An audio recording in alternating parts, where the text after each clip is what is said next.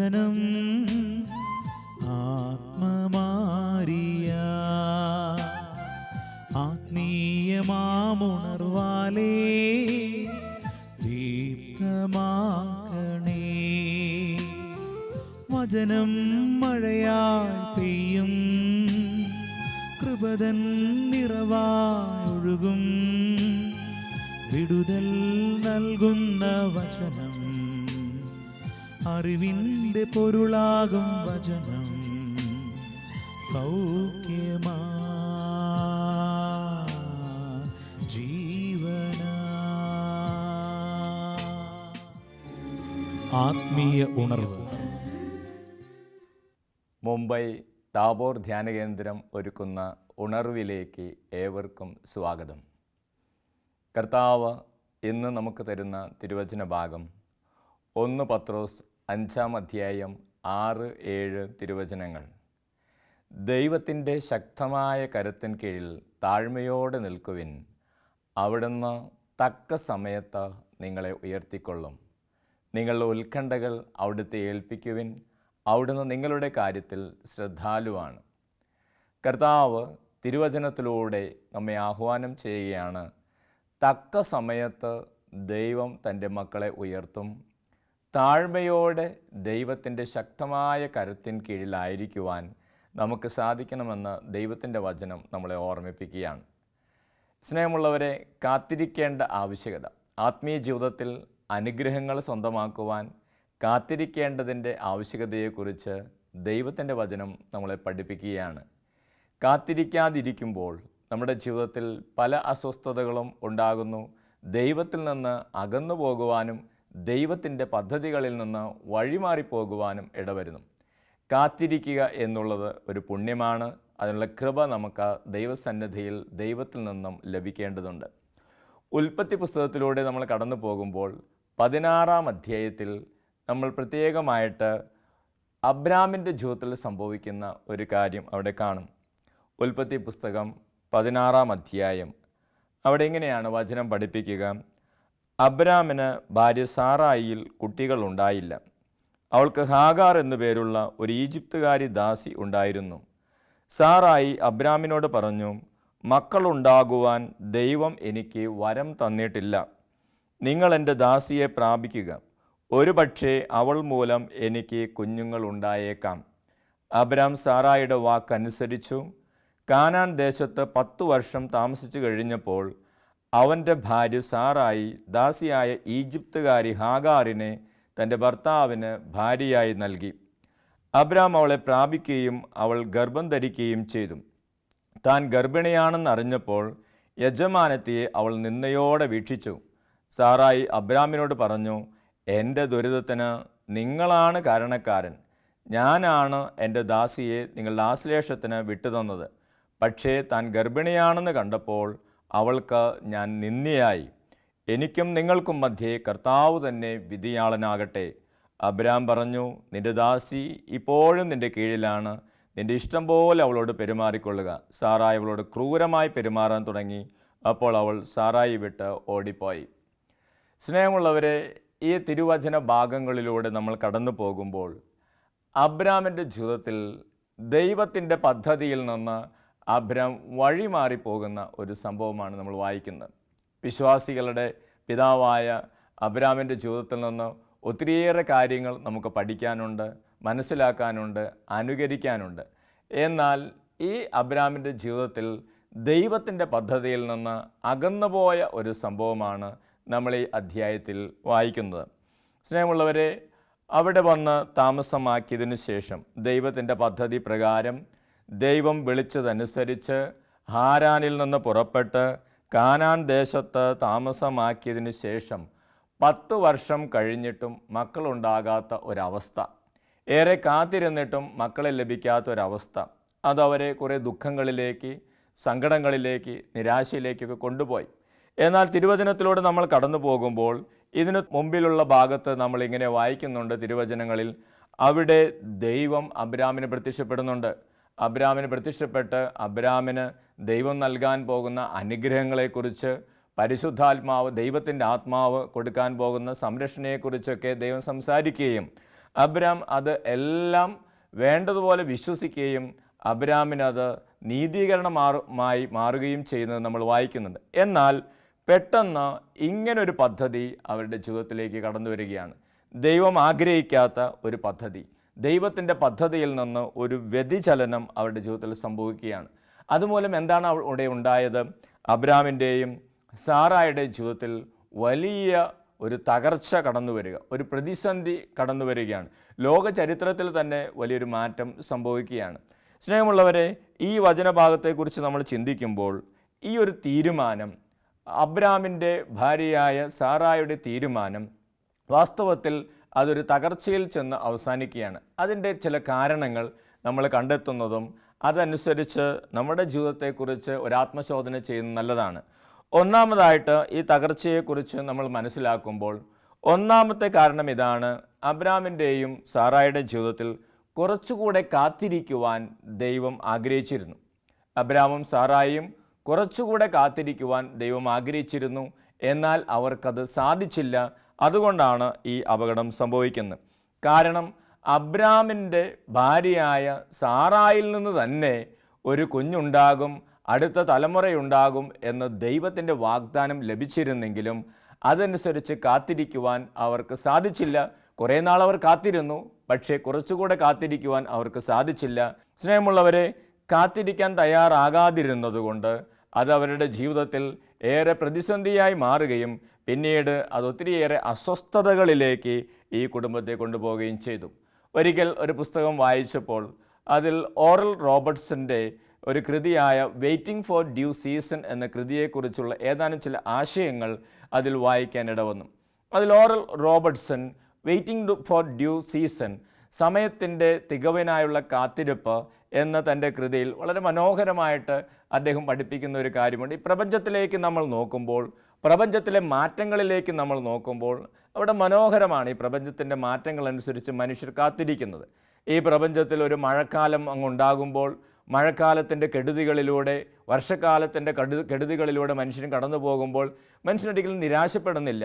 ഈ വെള്ളപ്പൊക്കവും ഈ മഴയും എന്നെങ്കിലും നിൽക്കുമെന്നും തുടർന്ന് വേനൽക്കാലം കടന്നു വരുമെന്നും നല്ലൊരു കാലം ഉണ്ടാകുമെന്നും അപ്പോൾ പ്രതീക്ഷിക്കുന്നു.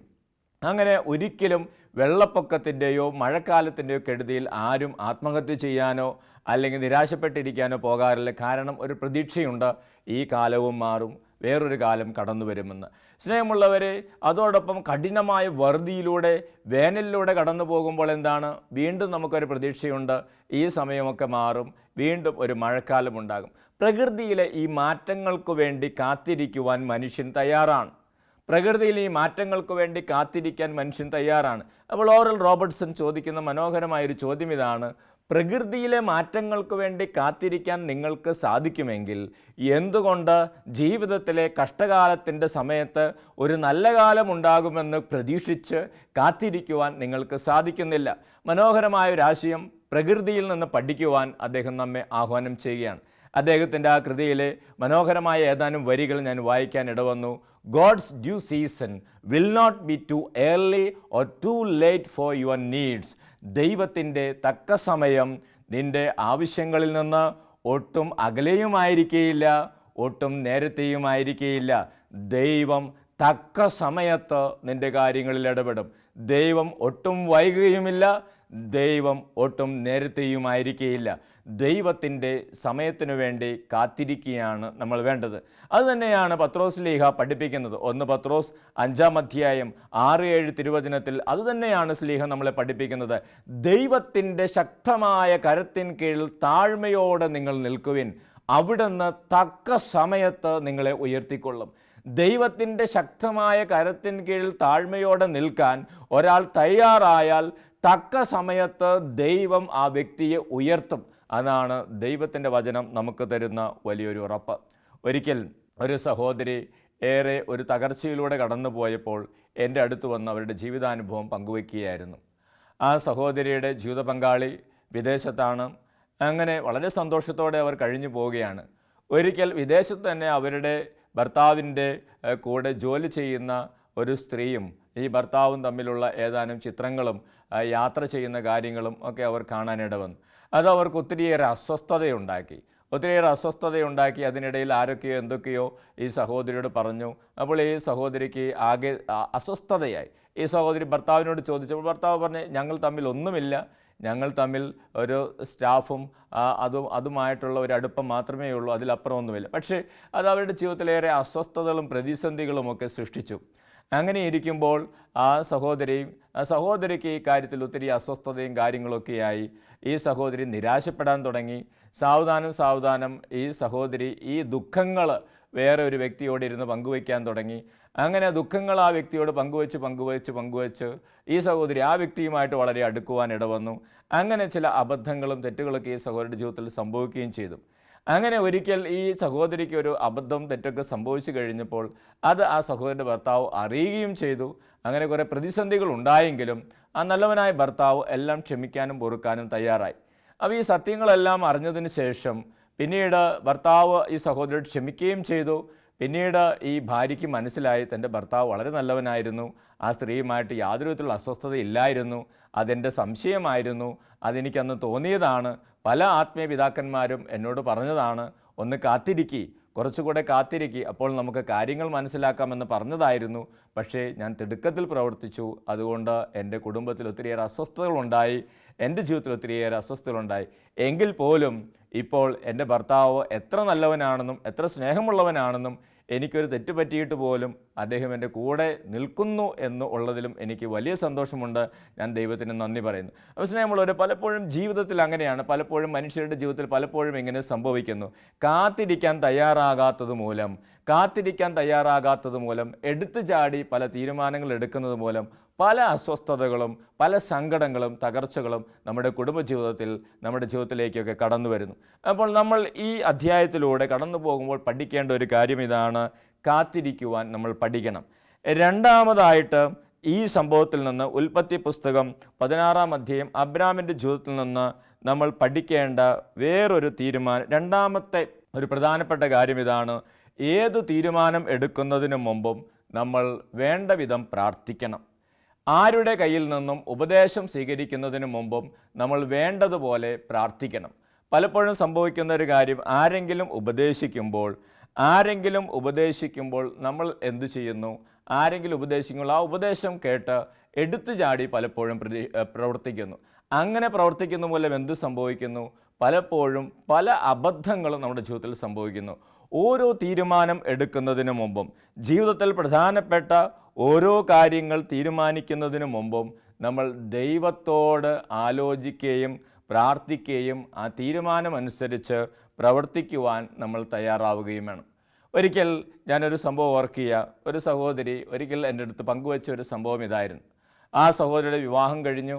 അവരുടെ വിവാഹം കഴിഞ്ഞ് ഒരു 5-6 മാസം കഴിഞ്ഞപ്പോഴേക്കും ആ സഹോദരിയും അവരുടെ ഭർത്താവും തമ്മിൽ ഒരു ചെറിയ പ്രശ്നമൊക്കെ ഉണ്ടായി. അങ്ങനെ അതിൻ്റെ പേരിൽ അവരുടെ ഭർത്താവിൻ്റെ കുടുംബവും ഇവരുടെ കുടുംബവും തമ്മിൽ ഏറെ അസ്വസ്ഥതകളായി. അങ്ങനെ ഈ സഹോദരിയുടെ അമ്മ ഈ സഹോദരിയോട് പറഞ്ഞു, നീ അവനെ വിട്ടുകള, നമുക്ക് വേറെ ആളെ നോക്കാം. അങ്ങനെ അമ്മയുടെ ഉപദേശവും കുടുംബത്തിലെ സമ്പത്തും ഒക്കെ പരിഗണിച്ച് ഈ സഹോദരി എന്ത് ചെയ്തു? ആ ഭർത്താവിനെ ഉപേക്ഷിച്ച് ഭർത്താവ് പറയുന്നതൊന്നും സ്വീകരിക്കാൻ തയ്യാറാകാതെ സ്വന്തം വീട്ടിൽ വന്നു. അങ്ങനെ ആദ്യ നാളുകളിലൊക്കെ വളരെ സന്തോഷമായിട്ട് പോയി. അപ്പനും അമ്മയൊക്കെ ഇവരുടെ കാര്യങ്ങളൊക്കെ നോക്കി എല്ലാ കാര്യങ്ങളൊക്കെ ചെയ്തു. ഈ സഹോദരി വളരെ സന്തോഷത്തോടെയൊക്കെ വളരെ ഫ്രീഡമൊക്കെ ആയിട്ട് ജീവിച്ചു. പക്ഷേ കുറച്ച് വർഷങ്ങൾ കൂടെ കഴിഞ്ഞപ്പോൾ എന്ത് സംഭവിച്ചു? കുറച്ച് വർഷങ്ങൾ കഴിഞ്ഞപ്പോൾ ഈ അമ്മയും മരിച്ചു, അപ്പനും മരിച്ചു. ഇപ്പോൾ മറ്റുള്ള സഹോദരങ്ങളെല്ലാവരും അവരുടെ ജീവിതവുമായിട്ട് മുമ്പോട്ട് പോകുന്നു. ഈ സഹോദരി ഇപ്പോൾ ഒറ്റപ്പെട്ടു. ഈ സഹോദരിക്ക് ആരുമില്ല, ഈ സഹോദരിയുടെ കൂട്ടായിട്ട് ആരുമില്ല. അപ്പോൾ ഇന്ന് വലിയൊരു ഏകാന്തതയിലൂടെ തകർച്ചയിലൂടെ കടന്നു പോയപ്പോൾ ആ സഹോദരി ഇരുന്ന് ഓരോന്ന് ആലോചിക്കുക, പഴയ കാര്യങ്ങൾ. അപ്പോൾ ആ സഹോദരി എൻ്റെ അടുത്ത് വന്ന് പറയുകയായിരുന്നു, അച്ഛാ, അന്ന് ഞാൻ എടുത്തു ചാടി അമ്മയുടെ വാക്ക് കേട്ട് എൻ്റെ ഭർത്താവിനെ ഉപേക്ഷിച്ച് ഞാൻ എൻ്റെ വീട്ടിൽ വന്ന് നിന്നു. അന്ന് ഇത് പ്രതിസന്ധിയൊന്നും ഞാൻ അറിഞ്ഞില്ല. പക്ഷേ ഇപ്പോൾ അത് വലിയൊരു തകർച്ചയായി മാറി, ഇപ്പോൾ അതൊരു വലിയ അസ്വസ്ഥതയായി മാറി എന്നെനിക്ക് മനസ്സിലായി. അച്ഛാ, അന്ന് ആ തീരുമാനം അങ്ങനെ എടുക്കരുതായിരുന്നു. പല അച്ഛന്മാരും എൻ്റെ അടുത്ത് ഉപദേശിച്ചതാണ്, അങ്ങനെ ഒരു തീരുമാനം എടുക്കരുത്, അത് ദൈവസന്നിധിയിൽ ആലോചിച്ച് പ്രാർത്ഥിച്ച് ഒക്കെയാണ് ഇങ്ങനെ ഒരു തീരുമാനം എടുക്കേണ്ടതെന്ന് അന്ന് പലരും എന്നെ ഉപദേശിച്ചാണ്. പക്ഷേ എൻ്റെ അഹങ്കാരം കൊണ്ട് എനിക്കത് സാധിച്ചില്ല. പ്രാർത്ഥന കൂടാതെ ഞാൻ തീരുമാനമെടുത്തു. ഇന്ന് അതിൻ്റെ അസ്വസ്ഥതയിലാണ് ഞാൻ ജീവിക്കുന്നത്. എൻ്റെ ജീവിതത്തിൽ സ്വസ്ഥതയില്ല, സമാധാനമില്ല. അപ്പോൾ സ്നേഹമുള്ളവരെ, പലപ്പോഴും ആരൊക്കെ വേണ്ടതുപോലെ പ്രാർത്ഥനയില്ലാതെ തീരുമാനങ്ങൾ എടുക്കുന്നു, വേണ്ടതുപോലെ ആലോചിക്കാതെ തീരുമാനങ്ങൾ എടുക്കുന്നു, അത് പലപ്പോഴും കുടുംബജീവിതത്തിലും അതോടൊപ്പം വ്യക്തിപരമായ ജീവിതത്തിലും പ്രതിസന്ധികളായി മാറാറുണ്ട്. Praise the Lord, hallelujah. യേശുവേ നന്ദി, യേശുവേ സ്തോത്രം. സ്നേഹമുള്ളവരെ, അബ്രാമിൻ്റെ സാറായുടെ ജീവിതത്തിൽ നിന്ന് മൂന്നാമതായിട്ട് നമുക്ക് പഠിക്കാനുള്ളൊരു കാര്യം, ഇത് അവർ തീരുമാനിച്ചൊരു കാര്യം. ഹാഗാറിനെ, ദാസിയായ ഹാഗാറിനെ സാറായി തൻ്റെ ഭർത്താവിന് കൊടുക്കുന്ന തീരുമാനം തീർച്ചയായും ദൈവത്തിൻ്റെ പദ്ധതിയായിരുന്നില്ല. കാരണം സാറായിൽ നിന്ന് തന്നെ കുട്ടി ഉണ്ടാകുമെന്ന് ദൈവം വാഗ്ദാനം ചെയ്തിരുന്നു. ആ പദ്ധതിക്ക് വിരുദ്ധമായിട്ട് അവർ പ്രവർത്തിച്ചപ്പോൾ എന്ത് സംഭവിച്ചു? ആ പദ്ധതിക്ക് വിരുദ്ധമായിട്ട് പ്രവർത്തിച്ചപ്പോൾ ആ കുടുംബത്തിലേക്ക് വലിയൊരു തകർച്ച കടന്നു വരികയാണ്, പ്രതിസന്ധി കടന്നു വരിക. നമ്മൾ വചനത്തിലൂടെ കടന്നു പോയാൽ നമുക്കത് മനസ്സിലാകും. 5-ാം അധ്യായം 16-ാം അധ്യായം 5-ാം തിരുവചനത്തിൽ നമ്മളിങ്ങനെ വായിക്കുക, സാറായി അബ്രാമിനോട് പറഞ്ഞു, എൻ്റെ ദുരിതത്തിന് നിങ്ങളാണ് കാരണക്കാരൻ, എൻ്റെ ദുരിതത്തിന് നിങ്ങളാണ് കാരണക്കാരൻ. സാറായി കാര്യങ്ങളൊക്കെ കൈവിട്ട് പോയപ്പോൾ സാറായിയുടെ ജീവിതത്തിൽ വാക്കുകളിൽ വലിയ വ്യത്യാസം വരികയാണ്. സാറായി അബ്രാമിനോട് പറയുകയാണ്, എൻ്റെ ഈ എല്ലാ ദുരിതങ്ങൾക്കും കാരണക്കാരൻ നിങ്ങളാണ്. എന്നാൽ വാസ്തവത്തിൽ സ്നേഹമുള്ളവരെ, ഈ ഉൽപ്പത്തി പുസ്തകം 16-ാം അധ്യായം തുടക്കം മുതലേ വായിച്ചാൽ നമുക്ക് മനസ്സിലാകും, അബ്രാം അല്ല ഈ പദ്ധതി ആവിഷ്കരിക്കുന്നത്. അബ്രാം അല്ല ഇങ്ങനൊരു ആശയം സാറായിയോട് പറയുന്നത്. ഈ ആശയവും ഈ പദ്ധതിയുമെല്ലാം ആവിഷ്കരിക്കുന്നതും അത് മുമ്പോട്ട് വയ്ക്കുന്നതും എല്ലാം ഈ ഭാര്യയാണ്, ഈ സാറായിയാണ്. അങ്ങനെ ഇതെല്ലാം പറഞ്ഞ് ഇതെല്ലാം ചെയ്യിപ്പിച്ചതിന് ശേഷം കാര്യങ്ങൾ കൈവിട്ടു പോയപ്പോൾ അബ്രാമിനെതിരായിട്ട് സാറ തിരിയുകയാണ്. അവരുടെ കുടുംബത്തിൽ വലിയ കലഹങ്ങളുണ്ടാവുകയാണ്. സാറ പറയുകയാണ്, നിങ്ങളാണ് എൻ്റെ ദുരിതത്തിന് കാരണക്കാരൻ. ആ കുടുംബത്തിലെ സമാധാനം നഷ്ടപ്പെട്ടു പോവുകയാണ്. കാര്യങ്ങളൊക്കെ മാറി മറിഞ്ഞു. കാര്യങ്ങൾ കൈവിട്ടു പോയപ്പോൾ ഇതെല്ലാം നിർദ്ദേശിച്ച ഭാര്യ തന്നെ കാലുമാറി. സ്നേഹമുള്ളവർ, അതിൻ്റെ കാരണം എന്താണ്? അടിസ്ഥാനപരമായി ആ ദമ്പതികൾ ദൈവത്തിൽ നിന്നകന്നു, ദൈവത്തിൻ്റെ പദ്ധതിയിൽ നിന്നാകും. അതാണ് ഈ തകർച്ചയ്ക്ക് കാരണം, അതാണ് ഈ കലഹത്തിന് കാരണം. ഏതു കുടുംബത്തിൽ ദൈവത്തിൻ്റെ പദ്ധതിയിൽ നിന്ന് അകന്ന് സ്വന്തം പദ്ധതികൾ അനുസരിച്ച് മുന്നേറുന്നുവോ അവിടെ ദൈവത്തിൻ്റെ സംരക്ഷണം നഷ്ടപ്പെട്ടു പോകുന്നു, വലിയ പ്രതിസന്ധികൾ ഉണ്ടാകുന്നു, ഭാര്യ ഭർത്താക്കന്മാർ തമ്മിൽ തകർച്ചയുണ്ടാകുന്നു, പരസ്പരം സ്നേഹിക്കാൻ പറ്റാത്ത അവസ്ഥ വരുന്നു, സംശയങ്ങൾ ഉണ്ടാകുന്നു. ഒത്തിരി പ്രതിസന്ധികളിലൂടെ പല ദാമ്പത്യങ്ങളും കടന്നു പോകുന്നതിൻ്റെ, പല കുടുംബങ്ങളും കടന്നു പോകുന്നതിൻ്റെ ഒരു കാരണം അവർ ദൈവത്തിൻ്റെ പദ്ധതിയിൽ നിന്ന് വഴിമാറിപ്പോകുന്നു. ബുദ്ധി കൊണ്ട് ആലോചിച്ച് ബുദ്ധി നല്ലതാണെന്ന് നിർദ്ദേശിക്കുന്ന പല കാര്യങ്ങളിലേക്കും പല ദമ്പതികളും കുടുംബങ്ങളും പോകുന്നത് കൊണ്ട് അവർക്ക് ദൈവത്തിൻ്റെ സംരക്ഷണം പലപ്പോഴും വേണ്ടതുപോലെ ലഭിക്കാതെ വരുന്നു. സ്നേഹമുള്ളവരെ, ഇവിടെ അബ്രാഹത്തിൻ്റെയും സാറായുടെയും കുടുംബം വളരെ സന്തോഷകരമായി പരസ്പര വിശ്വാസത്തോടെ സ്നേഹത്തോടെയൊക്കെ മുമ്പോട്ട് പോയിരുന്ന ഒരു കുടുംബത്തിൽ ഈ വലിയൊരു തകർച്ചയും വഴക്കും കടന്നു വരുന്നതിൻ്റെ ഒരേ ഒരു കാരണം അവർ ദൈവത്തിൻ്റെ പദ്ധതിയിൽ നിന്ന് അകന്നുപോയി എന്നുള്ളതാണ്. ഇങ്ങനെ അബ്രാമിന് ഹാഗാറിന് നൽകുക, ഹാഗാർ ഗർഭം ധരിക്കുക, ഹാഗാറിൽ നിന്നൊരു കുഞ്ഞ് ജനിക്കുക, അതൊന്നും ദൈവത്തിൻ്റെ പദ്ധതിയിലുള്ള കാര്യങ്ങളായിരുന്നില്ല. പക്ഷേ അവിടെ ഈ സാറായിയുടെ പെട്ടെന്നുള്ളൊരു ബുദ്ധിക്ക് പ്രാധാന്യം കൊടുത്തുള്ള തീരുമാനവുമാണ് ആ ദമ്പതികളുടെ ജീവിതത്തിൽ ഇത്രയും പ്രതിസന്ധികൾ ഉണ്ടാക്കിയത്. സ്നേഹമുള്ളവരെ, ഏതു കുടുംബജീവിതം നയിക്കുന്നവരും ഏതൊരു വ്യക്തികളും തിരിച്ചറിയേണ്ട വലിയൊരു സത്യമാണത്.